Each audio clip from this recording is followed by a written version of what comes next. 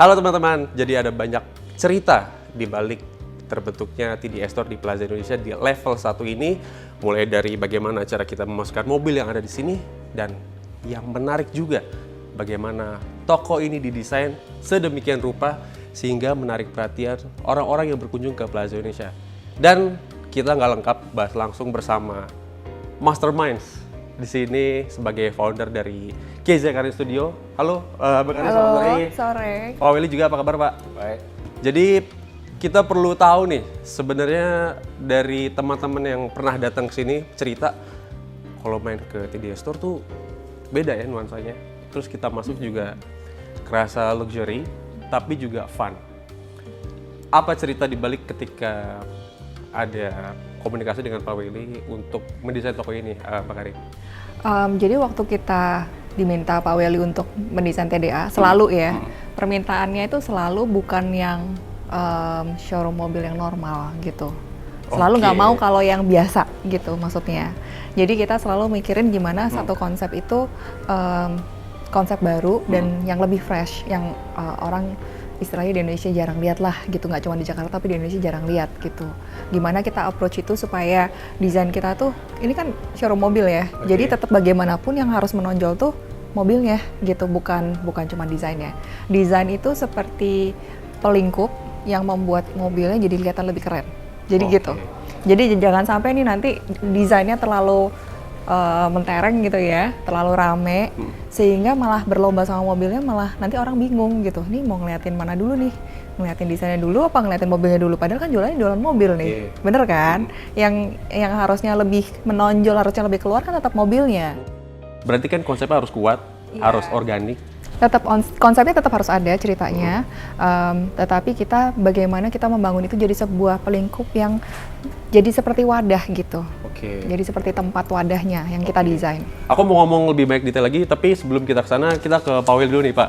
Waktu pertama kali komunikasi dengan Mbak Karin ini, yang Bapak pertama sampaikan tuh apa Pak? Pengen toko yang seperti apa? Pengen lokasinya ataupun tata letak di dalamnya seperti apa? Sedetail apa Pak?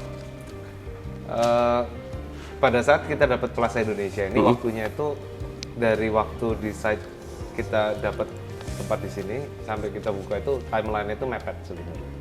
Oh, jadi waktunya nggak banyak itu untuk preparation? Nggak banyak. Berapa lama itu Pak? 3 minggu harus udah buka. 3 minggu? Iya, 3 minggu harus udah buka. Jadi 3 minggu tuh harus create design, create dekorasi dan lain sebagainya macam itu harus jadi within 3 minggu. 3 minggu? Iya, jadi sebenarnya itu order yang cukup sulit menurut saya. Berarti kalau dibilang tadi sempet bilang sulit, sempet ragu nggak Mbak Karin? Aduh, saya sampai bilang sama gitu. Pak Willy, kan kita udah kenal ya, saya bilang, well, tapi kalau saya yang desain, sekali jalan ya jangan dirubah-rubah, saya bilang gitu. Tapi bukannya, koreksi kalau aku salah ya, bukannya biasa dalam perjalanan ketika dilakukan realisasi di tempat pemasakan ataupun desain segala macam, biasanya kan pasti ada perubahan kan? Gini, itu kan penyesuaian sesuai kondisi lapangan, beda dengan perubahan konsep desain. Kalau perubahan konsep desain tuh misalnya di belakang sini tadinya ini ada shelves untuk showcase gitu ya, misalnya dirubah lagi jadi yang lain misalnya gitu. Jadi konsep yang berubah yang terlalu major, kita nggak punya waktunya gitu. Tapi saya bilang sama Pak Willy, menurut saya lumayan ngerti, karena udah berapa kali kita kerjain TDA, jadi kan bukan yang pertama kali nih, udah kayak tahu lah dikit-dikit gitu. Fun fact teman-teman, jadi Mbak Karin ini tidak hanya mendesain untuk TDI Store di Plaza Indonesia, tapi juga TDI Luxury Toys showroom TDI di Jakarta Selatan Pak ya? Dan tadi kan Bapak cerita, ini 3 minggu loh Pak. Ada ini nggak Pak, kayak proses sedikit kayak, bukan gontok-gontokan ya, apa ya kita sebutnya, kayak ya mungkin ada adu argumentasi Pak? Nggak ada sih, yang mungkin awalnya mungkin Bu Karin tanya mau desainnya seperti apa. Saya bilang mau desainnya bisa jualan mobil lebih banyak, gimana caranya. Jadi kan mobilnya harus stunning. Ya mungkin kan Bu Karin juga bukan pertama kali yang desain TDA gitu kan. Jadi Bu Karin kurang lebih udah tahu. Jadi begitu dalam seminggu ya kayaknya, dalam seminggu gambarnya keluar, udah oke. Saya cuma tanya aja, ini apa nih bahannya, ini. Oke, tadi juga kan Bapak berulang kali bilang desainnya nggak boleh biasa, harus extraordinary. Bapak sebelumnya lihat referensi gitu mungkin desain tempat tertentu, objek, gedung tertentu atau toko tertentu gitu Pak, untuk akhirnya mutusin, wah nanti 3D Store harus seperti ini gitu. Ada dikit-dikit, contoh kayak misalnya yang di TDA yang di Keramat Pela. Oke. Keramat Pela, project terakhirnya dari Bukarin ini kan dia bikin yang kayak batu bata, cuman yang kayak agak rompal-rompal gitu kan. Iya betul. Warnanya putih. Oh. Warnanya putih. Jadi awalnya itu batu batanya itu warnanya itu campur. Gitu. Saya lihat, wah ini keren banget ini batu bata warna kayak gini tuh keren banget. Kenapa kok dicat putih gitu? Nggak usah dicat gitu kan. Wah kita debat lama. Akhirnya si Bukarin bilang udahlah percaya sama dia. Cat aja dulu. Tapi saya dalam hati aduh enggak lah ini warna batu bata kayak gini lebih oke lah. Cuman akhirnya kita cat dan ternyata memang lebih bagus. Iya. Enggak, karena gini, pengalaman kita berkomunikasi dengan klien ya. Kalau Pak Welly kita udah kenal agak lama, maksudnya udah beberapa tahun sehingga saya berani ngomong udah dia percaya aja sama kita gitu. Karena kan gimana kita udah kenal gitu kan. Saya nggak mungkin deliver sesuatu yang jelek sehingga malah nama kita sendiri yang jelek dong, bukan cuma TDA yang jelek loh. Gitu, saya juga kena gitu kan. Nah, cuman beberapa kali kita pengalaman kadang-kadang apa yang dilihat klien itu membayangkan misalnya material ini bagus gitu ya, tapi karena bukan desainer, karena orang awam kan jadinya tidak membayangkannya secara keseluruhan dengan lantainya, dengan mobilnya, dengan lightingnya, dengan yang lain-lain gitu elemennya. Sedangkan tugas kita desainer itu adalah kayak menjahit semuanya supaya jadi bagus, jadi keren gitu. Jadi ini aja tadi benar tuh kata Pak Welly, benar kalau misalnya bata itu aja sendiri dia keren warnanya seperti itu waktu nggak dicat putih. Tetapi saya bilang sama Pak Welly, Pak Welly ini kalau sama lantainya nanti ada mobilnya warnanya berantakan, saya bilang gitu. Sedetail itu ya? Iya, karena memang mengatur color scheme dari sebuah interior itu nggak segampang kita main ya udah ini gantiin aja. Kita harus melihat secara keseluruhan konsepnya nyambung nggak, again bisa serve the purpose nggak? Purpose-nya apa nih? Purpose-nya mau menonjolkan mobilnya. Kalau warnanya, saya bilang waktu itu kalau dindingnya bata semua nanti kayak distro di Bandung, saya bilang gitu.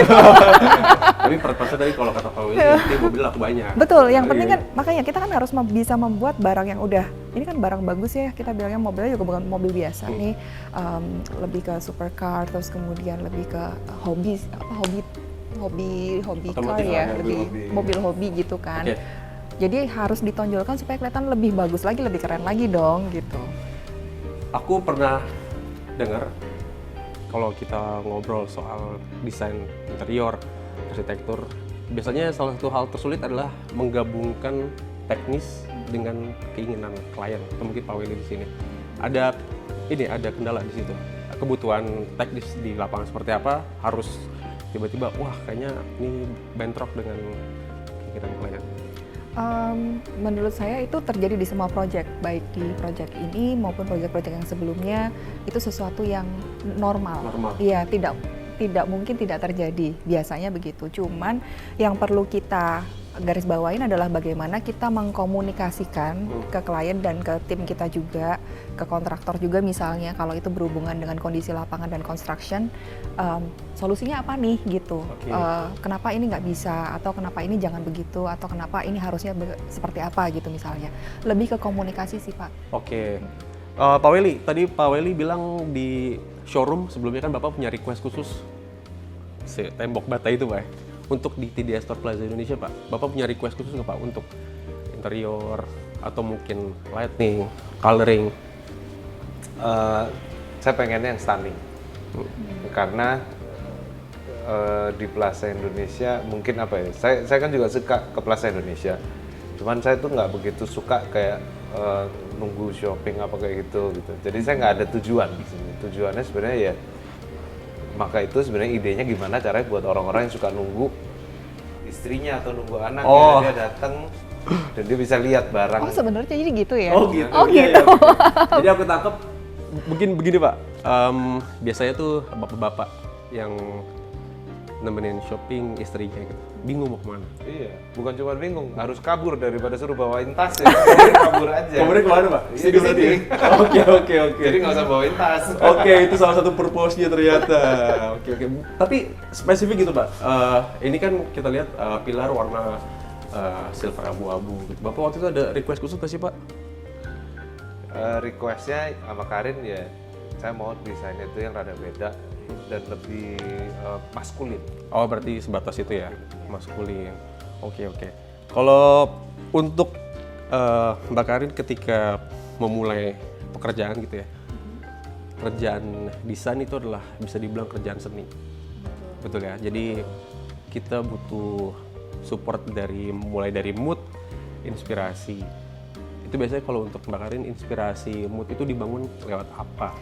Atau mungkin ada kebiasaan khusus gitu? Hal-hal kecil yang harus dilakukan, misalnya wah baru bisa melakukan desain tuh kalau A, B, C gitu. Oh, jadi gini, karena desain itu adalah pekerjaan yang harus saya lakukan sehari-hari, setiap hari sebenarnya gitu. Bahkan waktu in between time saya di mobil apapun juga kadang-kadang saya harus kasih ideas ke tim saya dan itu berjalan setiap hari dimanapun gitu. Sehingga tidak bisa proses mencari inspirasi itu harus duduk diam, terus kemudian mikir, terus kemudian misalnya harus menyendiri dulu atau ada orang Nggak perlu kayak gitu? Nggak ada waktunya, jujur. Oke. Jadi yang saya lakukan adalah setiap hari saya ada waktu untuk misalnya either nonton film, baca buku, cari inspirasi, apa aja gitu. Jadi harus setiap hari masuknya. Jadi seperti library nih, kalau kita library bukunya lengkap dan banyak, waktu kita perlu tinggal diambil. Sama ide juga begitu. Oh gitu. Ya setiap hari kita harus makan, otaknya harus dikasih makan yang bagus-bagus, harus cuman boleh nonton yang bagus-bagus, lihat yang bagus-bagus, supaya itu jadi ide, supaya nanti kalau kita misalnya hari ini saya perlu ngedesain TDA gitu, atau besok pagi saya mau ngedesain resto, kan ganti terus nih setiap hari ya kan. Nah itu idenya udah langsung, oh bisa gini, jadi kita udah langsung punya banyak ide gitu. Jadi kayaknya kalau Bukan yang model pakai bersemedi. Oke, gitu.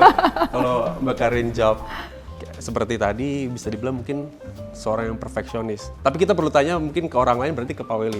Bapak kan kenal Mbak Karin udah lama ya, Pak? Salah nggak, Pak? Kalau misalkan saya sebut atau saya nilai Mbak Karin ini seorang yang perfeksionis dalam soal desain. Iya. Coba Pak, alasannya apa tuh, Pak?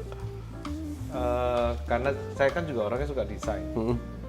Tapi bukan desainer gitu. Jadi saya suka aja ngelihat desain yang bagus kayak gitu kan.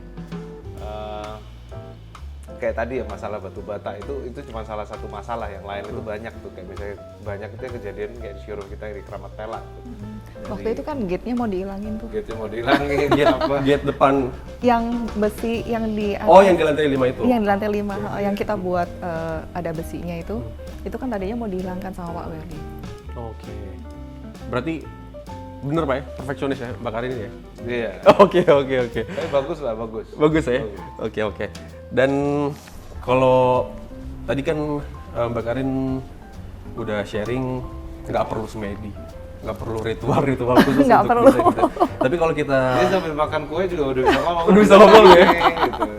kalau kita ngobrol arsitektur, desain interior, biasanya banyak yang dapat inspirasi dari objek-objek wisata di Eropa, contohnya gedung-gedung peninggalan sejarah lama yang wah, ini salah satu legacy desain di zaman lama gitu. Iya, Mbak Karin betul. pernah nggak dapat insight atau ide ketika melihat misalkan Colosseum, melihat Monas mungkin gitu?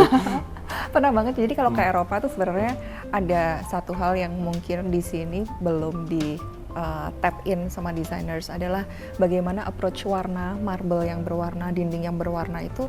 Kalau kita misalnya pergi ke Italia itu kan warnanya vibrant banget ya. Di sana tuh nggak takut gitu pakai dinding warna orange semuanya misalnya, lebih colorful. atau hijau atau biru atau marmer merah ketemu sama gold, ketemu dengan apa gitu.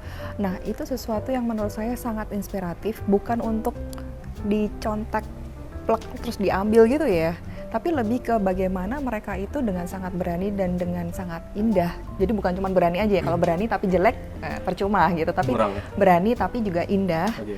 Bisa mengkombinasikan hal-hal tekstur warna yang di sini kita jarang lihat gitu. Karena memang orang Indonesia tuh masih banyak yang kalau kita ngomongin color, kita ngomongin, waktu saya pertama kali ngomong sama Pak Welly misalnya, Pak Welly, showroomnya saya bikin agak gelap ya. Saya kan bilang gitu ya, nanti yang nyala cuman mobilnya aja.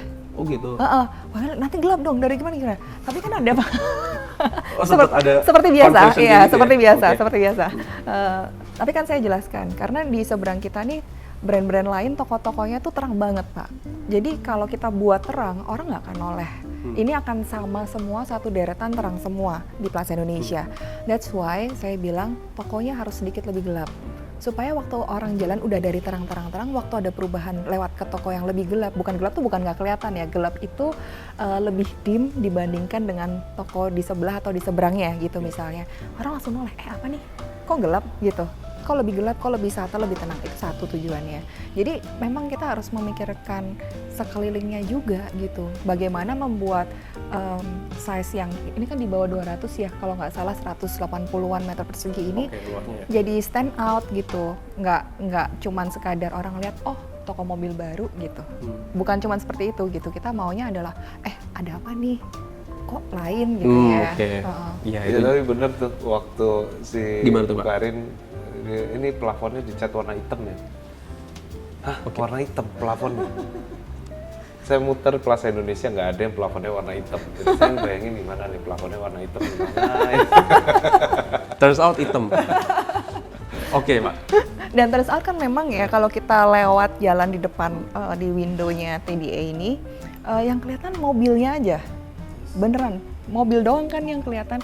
Dan the beauty of it, karena kita buat desainnya tuh lightingnya bener-bener kita fokusin ke mobilnya aja, itu adalah orang-orang yang duduk di area duduk di sini dan juga ada satu area duduk yang di luar itu nggak terlihat dari luar. Sehingga kalau ada klien mau ngobrol, mereka nggak merasa seperti duduk di akuarium, diliatin orang di mall gitu loh. Lebih private, juga lebih nyaman kan jadinya. Kalau misalnya terang banget kayak misalnya di beberapa toko yang ada di seberang kita tuh kan langsung kelihatan, si bapak itu lagi lihat-lihat barang ini gitu. Oke. Jadi teman-teman dari ngobrol-ngobrol ini tadi kita bisa underline, garis bawahi setidaknya ada dua kata yang tadi disebut berulang-ulang. Yang pertama authenticity. Yang kedua extraordinary Pak ya desainnya Pak ya. Mungkin dari Pak Welly Pak, untuk kita kalau bicara future, tokonya udah jadi Pak, store-nya udah jadi, mobilnya udah bagus-bagus dan berganti-ganti mobilnya, terus juga ada merchandise di sini, kolaborasi dengan Mayhem. Untuk ke depan Pak, yang paling nomor satu Bapak ingin dari TDA Store ini apa Pak?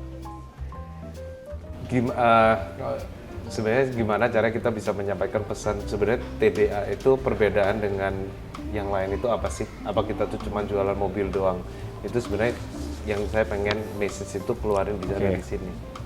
Oke, jadi mungkin juga ada kaitannya Pak ya dengan visi misi TDA dari TDA Store ini nggak sih Pak? Secara jangka panjang mungkin bisa dibilang dalaman toko ini, interior toko ini adalah gambaran dari fingerprint sidik jari identitasnya TDA. Bener Pak, kayak gitu Pak? Betul. Oke. Kalau untuk Mbak Karin, ya kita udah lihat lah ya hasil-hasil karyanya Mbak Karin mulai dari showroom di TDA Luxury Taste di Jakarta Selatan termasuk di Plaza Indonesia. Dari ini pertanyaan yang pribadi atau mungkin nggak pribadi, tapi dari hasil yang udah ada, puas nggak Mbak? Puas sih, dan saya juga appreciate banget sama Pak Welly yang kalau saya kasih ide agak gila sedikit mau terima. walaupun perlu diyakinkan gitu, tapi generally Pak Welly lumayan open untuk menerima ide-ide yang nggak biasa misalnya gitu. Karena kan misalnya untuk convince Pak Welly bahwa lighting agak gelap, dibuat agak gelap sedikit, itu aja kan sesuatu yang menurut saya nggak semua orang berani gitu kan. Terus kemudian caranya kita nge-layout, terus kemudian finishes yang kita pakai menurut saya juga bukan sesuatu yang umum dipakai di tempat lain. Sehingga saya sendiri merasa bahwa desainer itu kalau nggak ketemu klien yang cocok, yang bisa appreciate hasil desain kita, percuma jadi gambar doang gitu kan. Nggak bisa jadi beneran. Nah kalau ini kan dari gambar bisa jadi beneran gitu. Oke, kita sudah sampai di penghujung dialog antara Pak Welly dan Mbak Karin. Tapi sebelum kita mengakhiri dari ngobrol-ngobrol kita ini, ada trivia quiz yang harus dijawab. Karena kita masuk ke holiday season, udah mau Natal juga ya, Mbak Welly ya. Jadi ini kita ke Mbak Karin dulu, tinggal jawab cepet aja nih. Oke. Ada 3 trivia. Waduh, saya yang jawab. Iya, ntar Mbak Welly jawab bagian. Oke, yang pertama. Ini kalau salah dihukum nggak? Tapi Nggak ada. Kita fun aja. Hitam atau putih? Putih. Oke. Pantai atau gunung? Gunung. Eropa atau Asia? Asia. Oke. Boleh tepuk tangan kali ya? Apa tuh artinya? Artinya nggak ada sih Pak. Nggak ada sih. Atau mungkin Nanti gue udah takut kalau dibaca psikologis. Nggak psikologis. Karakter. Tapi aku salah nggak kalau itu, bisa dibilang Mbak Karin cenderung agak konservatif, Mbak? In a way ya, tapi ya? we like to. Jadi gini, konservatif dalam arti kalau kerja saya lebih suka yang lebih pendekatannya lebih aman, tapi konsepnya kita push jauh. Jadi metodologinya aman, tapi konsep di push jauh. Tuh. Oke. Pak Welly sekarang. Oke Pak Welly, yang pertama, digoreng atau direbus Pak? Digoreng. Digoreng, oke. Tenis atau golf? Go. Mobil atau motor? Mobil. Oke. Ini analisis bukan berdasarkan teori ilmuwan ataupun siapapun, tapi benar atau salah Pak? Pak Welly orang yang suka tantangan? Lumayan. Lumayan. Lumayan dari 1 sampai 10 berapa Pak? Kalau di skor?